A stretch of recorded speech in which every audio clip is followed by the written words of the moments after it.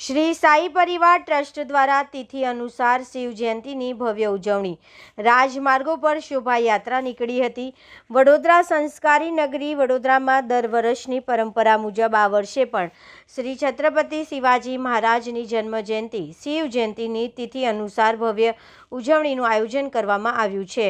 આ નિમિત્તે શહેરમાં ઉત્સાહ અને ભક્તિનો માહોલ જોવા મળી રહ્યો છે। સમસ્ત મહારાષ્ટ્રીયન સમાજ, વિવિધ ગુજરાતી મંડળો અને ગણેશ મંડળોના સંયુક્ત ઉપક્રમે આ મહોત્સવનું આયોજન કરાયું છે।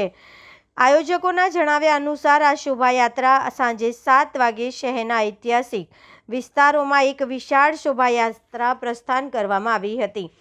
આ યાત્રા નવા બજારથી શરૂ થઈ ચાંપાનેર, માંડવી, ન્યાય મંદિર, ગાંધીનગર અને અમદાવાદી પોર્ટ જેવા વિસ્તારોમાં ફરીને પુનઃ નવા બજારો ખાતે સંપન્ન થશે।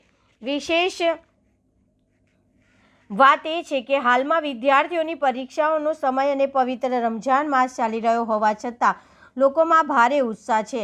દરેક ધર્મ અને જ્ઞાતિના લોકો આયોજનોમાં સહભાગી થઈ રહ્યા છે, જે વડોદરાની સામાજિક એકતાનું ઉત્તમ ઉદાહરણ પૂરું પાડે છે। શિવાજી મહારાજની વિરાટ પ્રતિમા સાથેની આ શોભાયાત્રા આકર્ષણનું કેન્દ્ર બની હતી। આ શોભાયાત્રામાં વિવિધ બાળકો દ્વારા વેશભૂષા પહેરીને શોભાયાત્રાની શોભા વધારી હતી। આ શોભાયાત્રામાં શ્રી છત્રપતિ શિવાજી महाराजની विशाल प्रतिमा राजमार्गों पर आकर्षण जमाव्યું હતું। हर साल तिथि अनुसार श्री छत्रपति शिवाजी जयंती का आयोजन होता है।